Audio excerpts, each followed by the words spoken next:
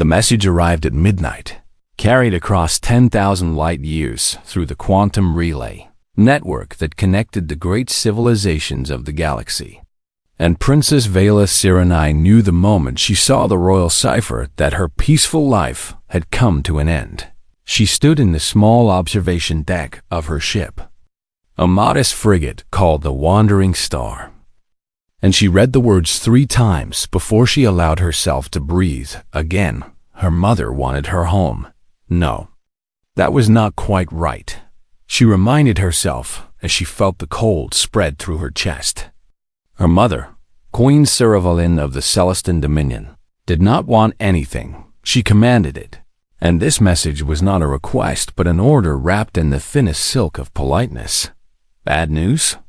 The voice came from behind her, calm and steady as always. And Veilith turned to find her husband standing in the doorway with 2 cups of tea in his hands. Commander Marcus Cole looked nothing like the warriors she had grown up with. Nothing like the towering Celestin males with their bioluminescent skin and eyes that glowed like captured stars. He was shorter, darker, built from dense muscle and hard bone rather than elegant genetic engineering. And his eyes were a simple brown that held no inner light at all. And yet those simple brown eyes saw everything. "My mother has summoned us to the throne world," Vela said. And she watched his face for any sign of fear or worry. There was none. "Then we should go," Marcus replied. And he handed her one of the cups with the easy grace of someone who had done this 1,000 times before. "You do not understand," Veilith pressed, wrapping her fingers around the warm ceramic. "She knows about us, about our marriage. And she is not pleased. I figured that part out on my own. She will ask questions, Marcus, difficult questions. And she will demand to know why I dismissed my royal sentinels. You mean those 40 giant soldiers who used to follow you everywhere and glare at anyone who got too close?" Marcus took a sip of his tea and smiled that small smile she had come to love so dearly over the past 3 years. "I remember them. They were the finest warriors in the Dominion," Veilith reminded him. "Each one selected from birth and trained for decades in every form of combat known to our people. Each one enhanced with biotechnology that made them faster and stronger than any natural being. And I sent them all away. For me, for you." Marcus set down his cup and crossed the small room to stand before her. And when he reached up to touch her face with his rough human fingers, Veilith felt the same warmth she had felt the first time he touched her. 3 years ago, on a space station at the edge of known space. "Do you regret it?" he asked. "Never," she answered without hesitation. "But my mother will not understand, Marcus. She will see only that I traded an army for a single human. And in her eyes that is the worst bargain any princess has ever made. Then we'll just have to change her mind." Veilith laughed despite her worry, because that was such a human thing to say, so full of confidence and determination, as if changing the mind of an immortal queen was simply another problem to be solved. This was what she loved about humans, what she had discovered during her years of traveling among the younger species of the galaxy. They did not accept limits the way older civilizations did. They did not bow to tradition or surrender to impossibility. They simply looked at every obstacle and asked themselves how they could overcome it. The Celestin had ruled their corner of the galaxy for 12,000 years. And in all that time, they had learned many things.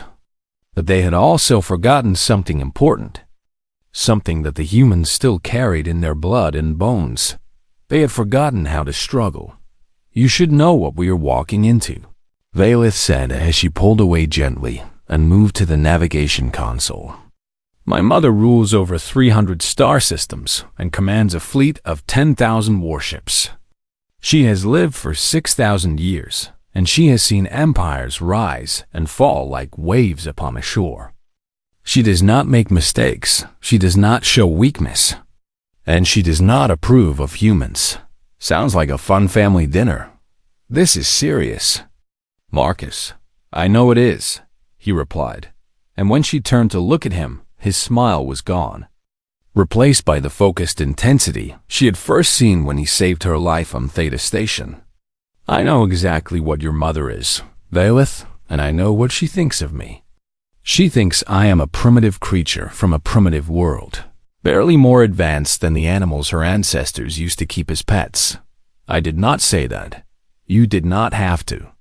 I have been reading the diplomatic files, studying the history, learning everything I can about your people and your culture. And I understand how the Celestins see humanity.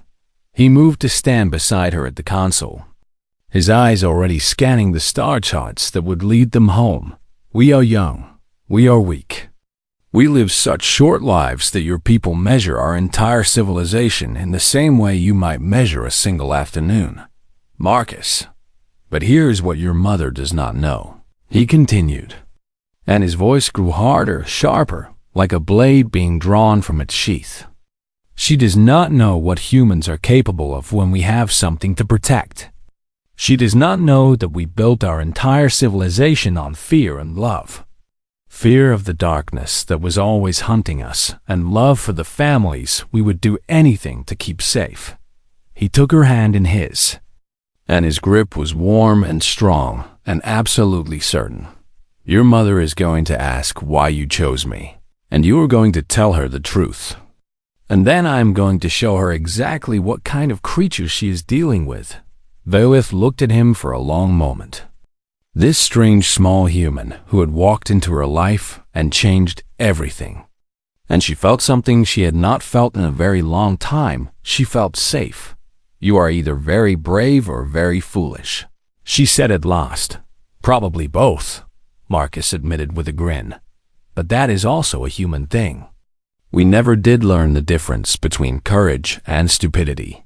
We just learned to make them work for us.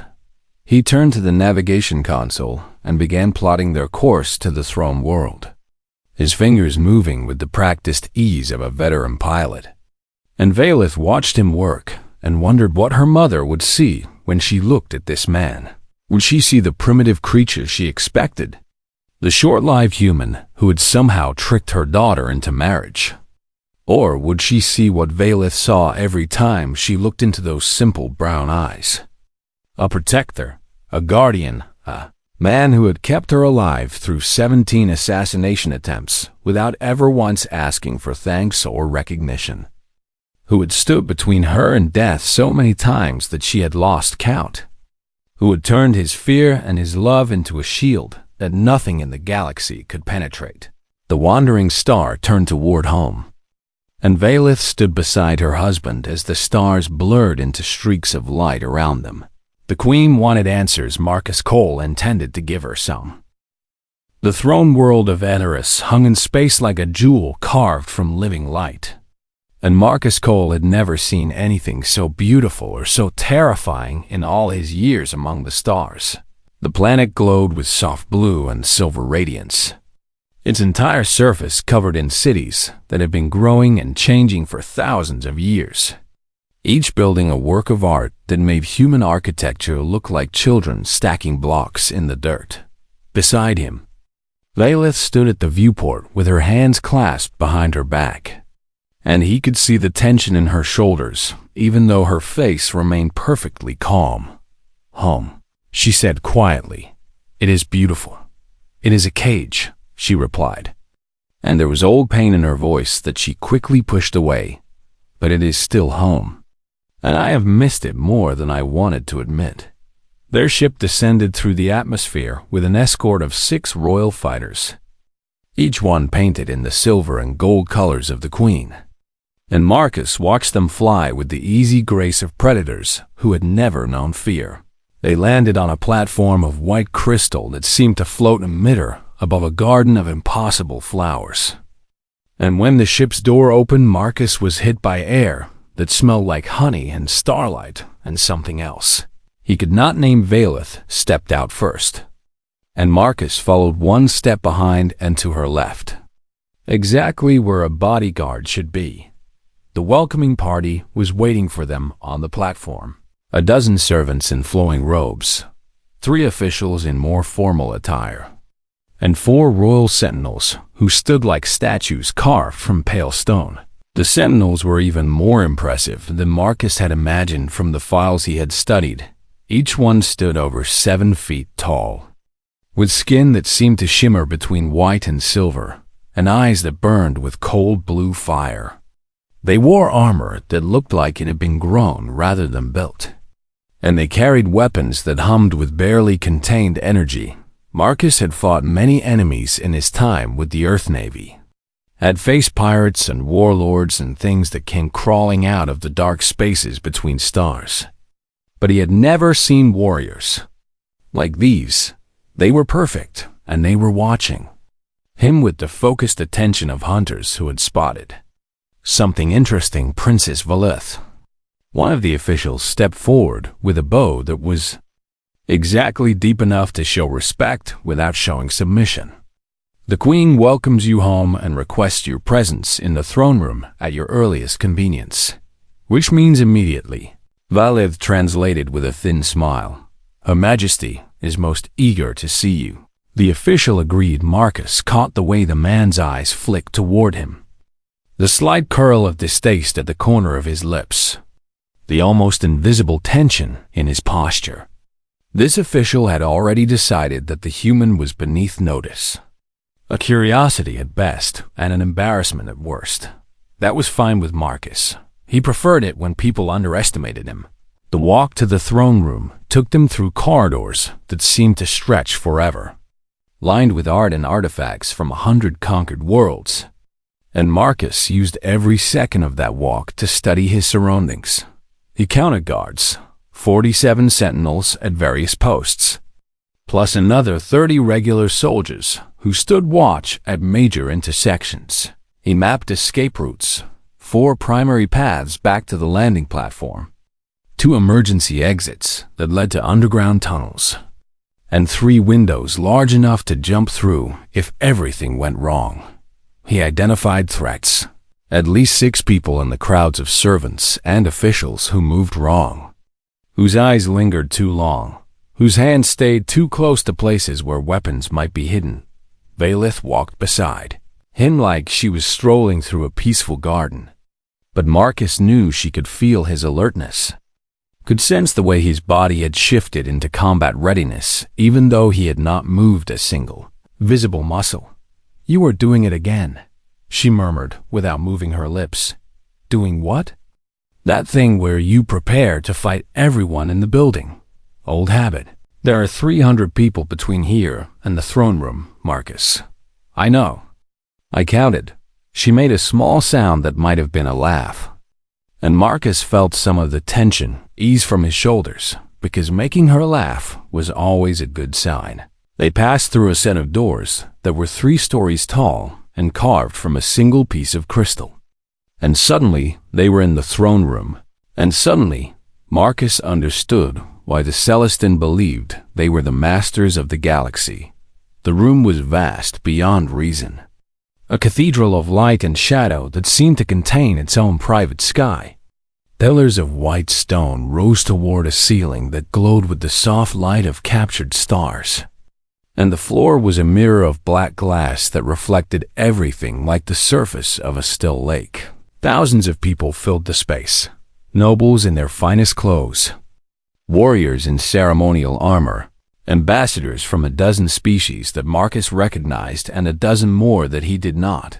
And at the far end of the room, seated on a throne that seemed to be made of crystallized sunlight, sat the Queen. Marcus had seen pictures of Queen Ciravalin, had studied every file and report he could find, but nothing had prepared him for the reality of her presence. She was beautiful in the way that stars were beautiful, the way that black holes were beautiful, the way that anything ancient and powerful and absolutely certain of its own superiority was beautiful. Her skin glowed with soft silver light, her eyes were deep pools of liquid gold, and her face held the calm patience of someone who had been waiting for this moment since before Marcus's grandparents were born. The crowd parted as Valith walked forward, and Marcus walked beside her, and he felt the weight of 1,000 stares pressing down on him from every direction. He heard the whispers, Is that the human? So small, so plain. What was she thinking? A primitive, nothing more. The princess has lost her mind. Marcus let the whispers wash over him like rain. Let them slide off his awareness without leaving a mark. Because he had heard worse things. Whispered about him before, and he would hear. Worse things again. What mattered was not what they said. What mattered was what they did. He watched the nobles and officials with the same intensity he had used in 100 combat zones. And he saw things that none of them wanted him to see. The ambassador from the Verac Syndicate, whose smile was just a little too sharp. The minor lord whose hand trembled slightly whenever he looked at the queen. The servant in the corner, whose eyes kept darting toward the princess with something that might have been hatred. Threats. All of them. Potential dangers that would need to be watched and evaluated and neutralized. If necessary. The court saw a small human in simple clothes walking beside their radiant princess. And they laughed at the absurdity of it. Marcus saw a room full of predators and prey. Alliances and betrayals, ancient grudges and fresh wounds. And he filed every detail away in his mind for later analysis. They reached the base of the throne. And Valeth knelt with the fluid grace that had been trained into her since childhood. Marcus bowed. A human gesture. Straight-backed and proud, with his eyes never leaving the queen. He heard gasps from the crowd in the Celestin court. No one met the queen's eyes without permission. Marcus met them anyway, because he was not Celestin. And he did not kneel to anyone except by choice. The queen looked at him for a long moment. And something flickered in those golden eyes. Something that might have been surprise or curiosity or the first faint spark of interest. So, the queen said. And her voice filled the room like music, like thunder.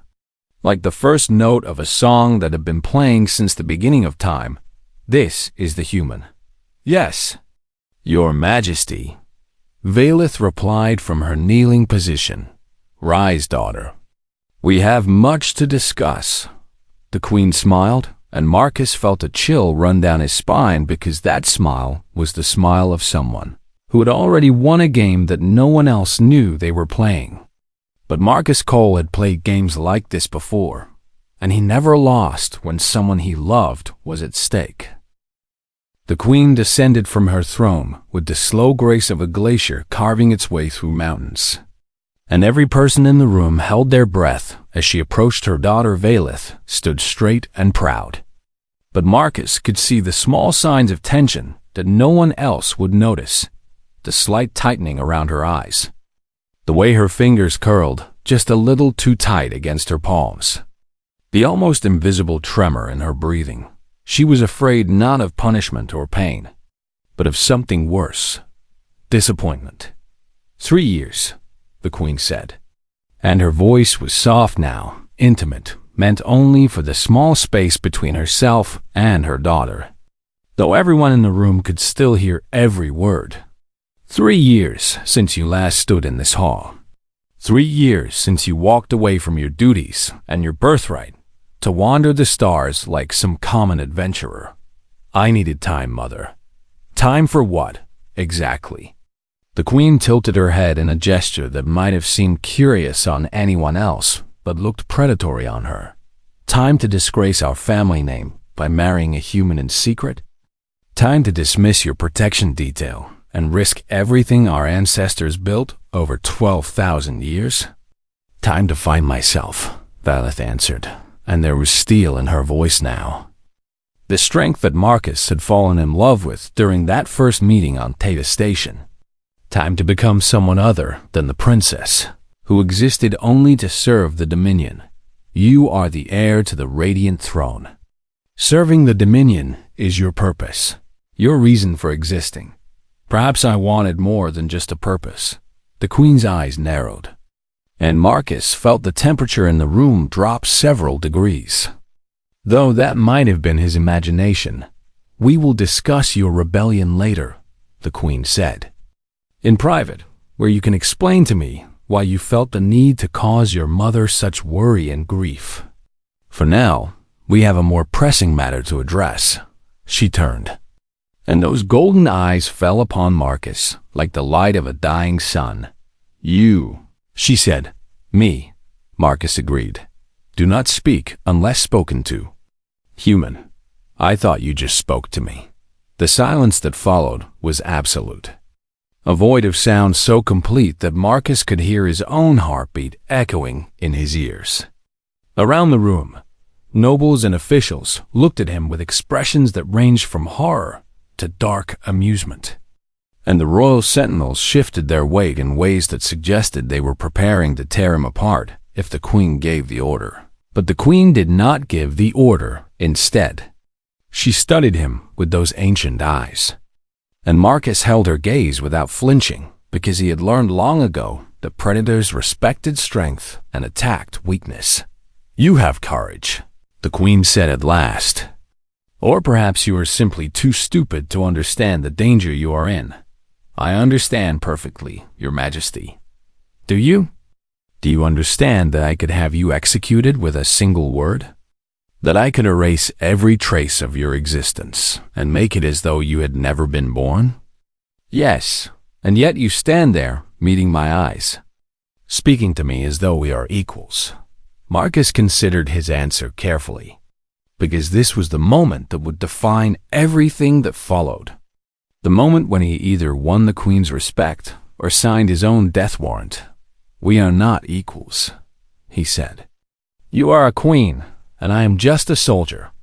You rule an empire, and I protect a single person.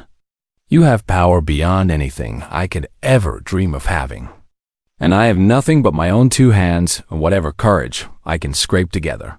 He paused, and then he spoke the words that he had been preparing since the day Velith first told him about her mother. But when it comes to keeping your daughter safe, Your Majesty, I am the best there is. The queen laughed. It was not a kind sound. It was the laugh of someone who had just heard the most absurd thing they could possibly imagine. A laugh that echoed through the throne room and invited everyone present to share in the joke. The best. She repeated, and her smile was sharp enough to cut. You think you are better than my sentinels? Better than warriors who have been bred and trained for 10,000 years to be the perfect guardians? At this specific task, yes. You are either mad or lying. Neither. Your Majesty. The queen turned back to Velith, and all traces of amusement vanished from her face like morning frost in the sun. Explain this to me, daughter. Explain how you could dismiss 40 of my finest sentinels for this creature. Explain how you could put your life in the hands of a human who will be dead of old age before you have lived even a fraction of your expected lifespan. He is my husband. Velith said simply, marriage is politics, not protection. You could have kept your sentinels and taken him as a consort if you wished, though even that would have been beneath you. I did not want a consort. I wanted a partner who cannot protect you. He can. The queen's patience finally broke, and her voice rose to fill the throne room like thunder rolling across a stormy sky. How? Tell me how this small, weak, short-lived creature can possibly protect you better than an army of the finest warriors in the galaxy. The Virac Syndicate has placed a bounty on our family that would buy a small moon. The Pale Court has sent assassins after you 3 times this year alone. Your sisters travel with armies of sentinels, and even they have faced close calls that nearly ended in tragedy.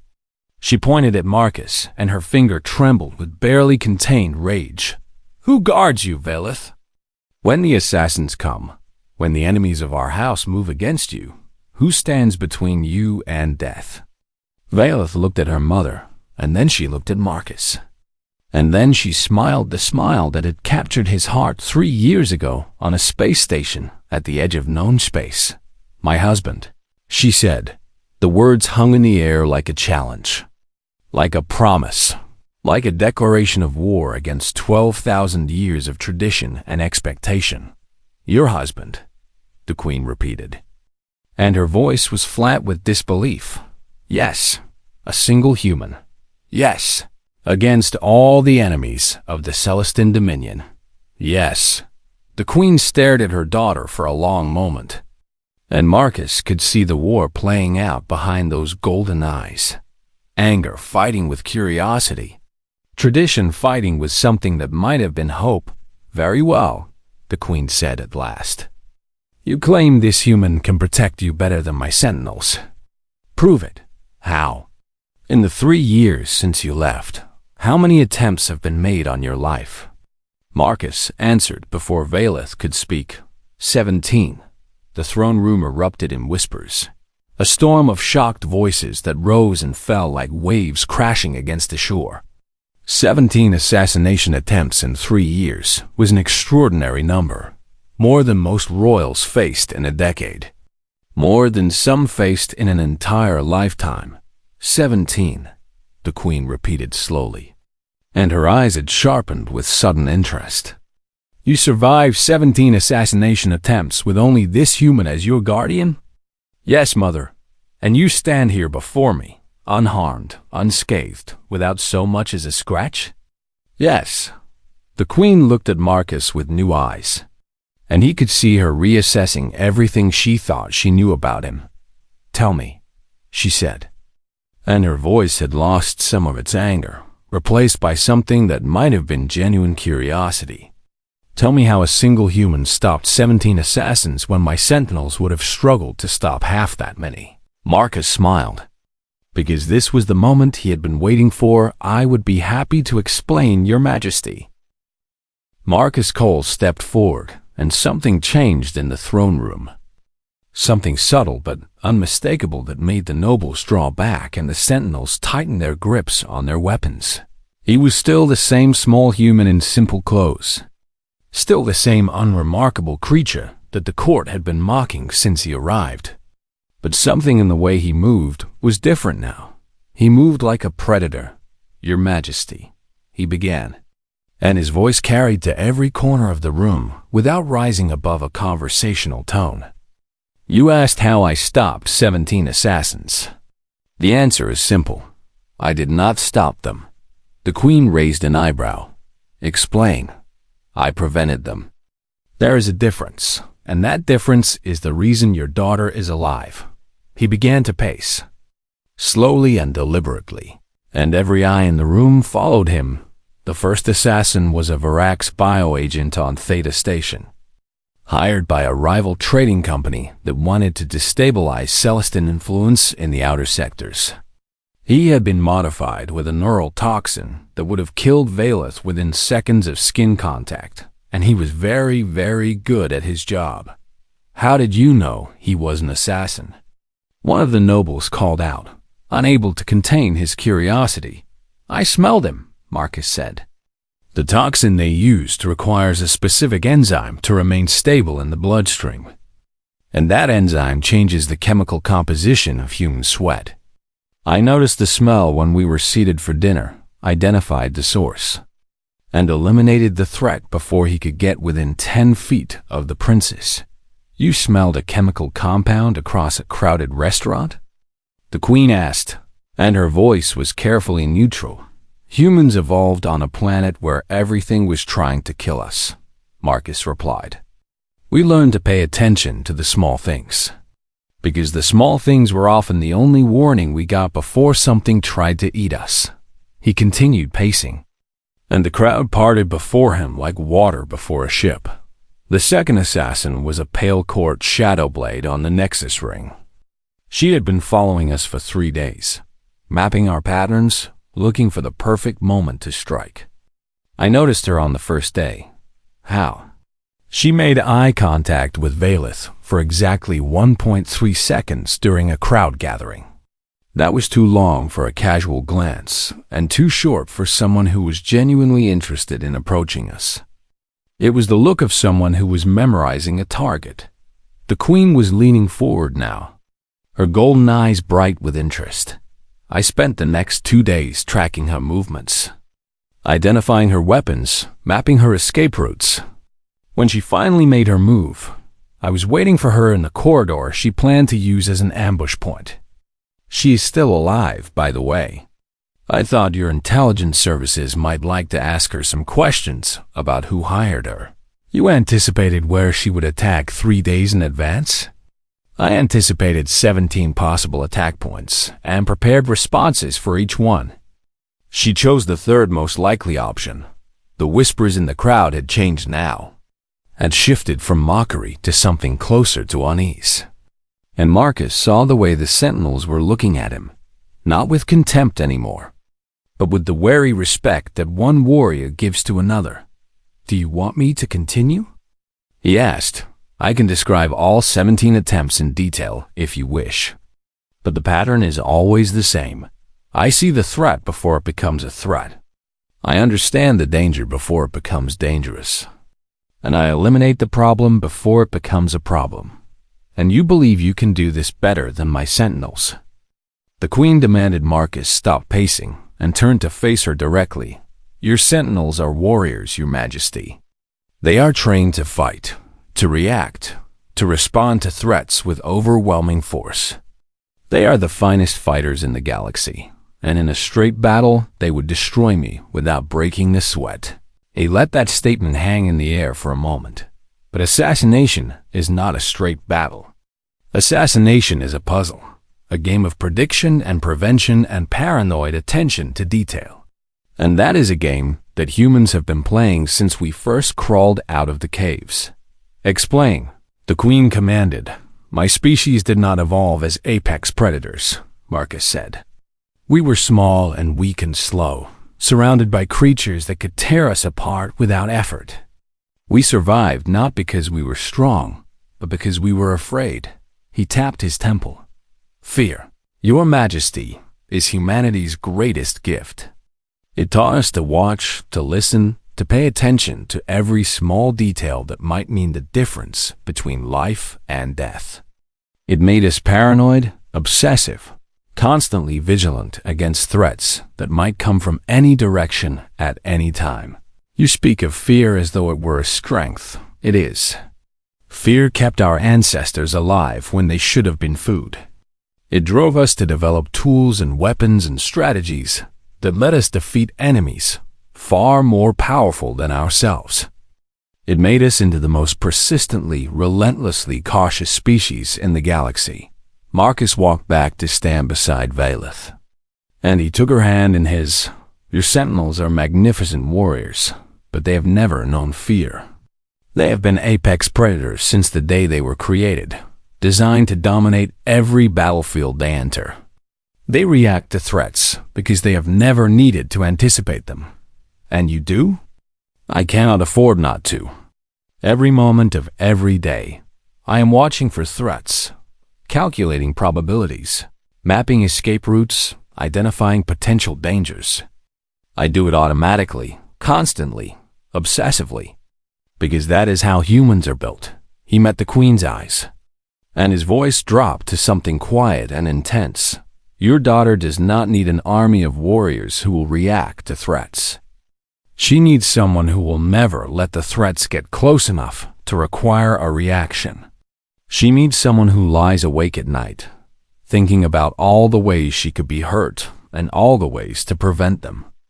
She needs someone who is more afraid for her safety than any sentinel could ever understand. You love her, the queen said, and it was not a question more than anything in the universe. And you think love makes you a better guardian? Love makes me care. Fear makes me effective. Together, they make me something your sentinels can never be, a protector who will never, ever stop watching. The throne room was silent now, completely and utterly silent, and Marcus could feel the weight of 1,000 stares pressing down on him. The queen rose from where she had been sitting on the edge of her throne, and she descended the steps until she stood before him, close enough that he could see the ancient wisdom in her golden eyes. You are not what I expected, she said. I rarely am. My daughter chose you over an army of the finest warriors ever created. And you stand here telling me that your species' greatest strength is being afraid. Yes, Your Majesty. And you truly believe that fear and love are enough to keep her safe? Marcus looked at Valeth, at the woman who had changed everything, who had given him a reason to keep fighting when he thought he had nothing left to fight for. I believe that a human who loves someone will move heaven and earth to protect them, he said. I believe that our fear makes us see dangers that other species cannot imagine. I believe that 17 assassins are dead or captured because I refuse to let anything happen to the woman I love. He turned back to the Queen. You can doubt me if you wish, Your Majesty. You can dismiss me as a primitive creature from a primitive world. But I have kept your daughter alive for 3 years against odds that would have overwhelmed any other protection detail. And I will continue to keep her alive for as long as I draw breath. And when you die? The Queen asked quietly. Humans live such short lives. What happens to my daughter when old age claims you? Marcus smiled, and there was sadness in that smile, but also certainty. Then I will spend every remaining moment teaching her everything I know, so that she can protect herself when I am gone. But until that day comes, I will not fail her. I will not rest. I will not let my guard down for even a single second, because that is what love means. Your Majesty, not just the willingness to die for someone, but the refusal to let it come to that. The silence in the throne room stretched like a living thing, growing heavier with each passing moment. And Marcus Cole stood before the Queen of the Celestine Dominion and waited for her judgment. He had said everything he could say, had laid bare the truth of what he was and what he offered. And now there was nothing left to do but wait and hope that it was enough. The Queen studied him with those ancient golden eyes, and he could see the wheels turning behind them. The calculations of a ruler who had been playing political games since before humanity discovered fire. You speak well, she said at last, but words are easy. Anyone can make promises in the safety of a throne room. Then test me. The Queen raised an eyebrow. What do you propose? Your sentinels are the finest warriors in the galaxy. Let me prove that I am better at protecting your daughter than they are. The whispers in the crowd rose like a sudden wind, and Marcus heard disbelief and outrage, and something that might have been excitement mixed together in a storm of voices. You challenge my sentinels? The Queen asked, and there was something in her tone that might have been amusement, not to combat. I already told you they would destroy me in a straight fight. I challenge them to a test of protection. Choose your best sentinel. Give us both the same scenario, and see who keeps their charge alive. An interesting proposal. The Queen turned to the sentinels, who lined the walls of the throne room, and she pointed to one who stood apart from the others, taller and broader and more heavily armed than his companions. Kelvern, step forward. The sentinel obeyed, moving with the fluid grace of a creature bred for violence. And he stopped before the Queen with a bow that somehow managed to be both respectful and proud. Your Majesty, this human has challenged your ability to protect. What do you say? Kelvern turned to look at Marcus, and his eyes burned with cold blue fire that held nothing but contempt. I say that he is a fool, Your Majesty. I have guarded members of the royal family for 300 years, and I have never lost a charge.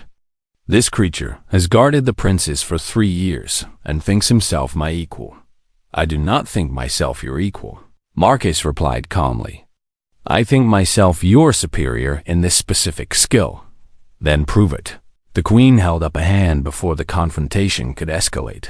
There will be no test today. I have seen enough. Marcus felt his heart sink, certain that he had pushed too far, that his challenge had been seen as disrespect rather than confidence. But then the Queen turned to address the assembled court, and her voice rang out like a bell. I came here today expecting to find my daughter misled by a primitive creature, trapped in a foolish marriage that would bring shame upon our house. I expected to find a human who had tricked or manipulated his way into her affections, someone who would need to be removed for the good of the Dominion. She paused, and her golden eyes swept across the crowd. Instead, I find a man who has kept my daughter alive through 17 assassination attempts, who speaks of fear as a gift and love as a weapon, who challenges my finest warriors, not out of arrogance, but out of absolute certainty in his own abilities. The queen turned back to Marcus, and for the first time since he had entered the throne room, her expression softened. "You are not what I would have chosen for my daughter," she said. "You are small and strange, and you will be dead before she has lived even a fraction of her life. Your species is young and primitive, and you have none of the gifts that the Celestin have cultivated over 12,000 years of evolution. And yet," she continued, "you have something that my sentinels do not have. Something that I had almost forgotten existed in all my millennia of rule." "What is that, Your Majesty?" "Desperation." The word hung in the air, and the queen smiled a small smile that transformed her face from cold perfection into something almost warm.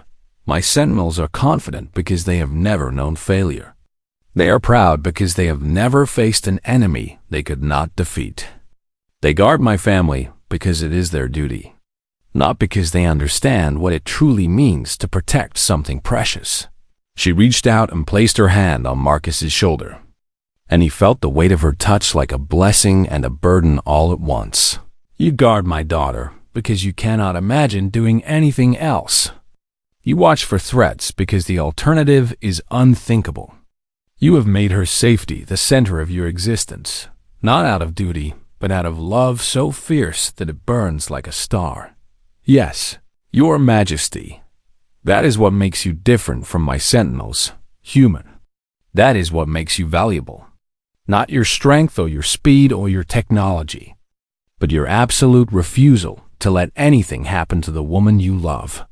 The queen withdrew her hand and stepped back. And when she spoke again, her voice carried to every corner of the throne room. "Let it be known throughout the Dominion, the Princess Violis Varage to the human, Marcus Cole is recognized and blessed by the Radiant Throne. He shall be accorded all the rights and privileges of a royal consort, and any who move against him shall be considered enemies of the crown." The court erupted in a chaos of voices, some shouting approval and others crying outrage. But Marcus barely heard any of it because Vaelith had thrown her arms around him and was holding him like she never intended to let go. "You did it," she whispered in his ear. "We did it. I was so afraid, I know." "So was I?" She pulled back to look at him, and there were tears in her eyes that sparkled like diamonds in the light of the throne room. "I love you, Marcus Cole. I love you too, Vaelisir, and I always will." The queen watched them with something that might have been fondness.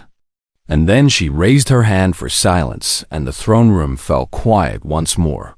"There is one more matter to address," she said, and her voice had regained its formal tone. "The human has proven himself worthy of protecting my daughter, but he is still mortal. He will age and weaken and eventually die, and my daughter will be left alone." Marcus felt Vaelis stiffen beside him, but he squeezed her hand and stepped forward. "I have thought about that, Your Majesty." "Have you?" "When I am gone, Vaelith will carry everything I have taught her. She will know how to watch for threats, how to anticipate danger, how to think like a hunter and a protector. She will not be helpless. That is not enough. No, it is not. Which is why I intend to spend the rest of my life training others as well, building a school that teaches humans and Celestin alike how to protect those they love.